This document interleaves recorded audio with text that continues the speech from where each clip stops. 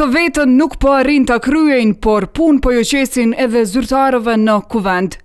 Dështimi mbi 2 mujori deputetëve për ta konstituar parlamentin e mbledhja çdo 48 orë, po i qet në punë dhe disa të tjerë, si në fundjavë, ashtu edhe në festa zyrtare. Rreth 30 zyrtarëve administrativ që nga 15 prilli ju sakrifikohet të paktën njëra ditë nga vikendi për ta siguruar mbarvajtjen e vazhdimit të seancës konstituive e u desh të punojnë edhe gjatë 2 festave. E për gjithkohën sa kjo blokad po i prek edhe stafin jo politik, nga këta prapa kamerës klanit i erdhën ankesa se as shtesa nuk ju dolen. Por nga kuvendi konfirmuan se kompenzimi do të bëhet në tjetër formë. Shërbyesve civil të administratës së kuvendit, të cilët angazhohen gjatë fundjavës apo ditët e festave zyrtare, sipas ligjit në fjalë, u kompenzohen ditët me ditë pushimi.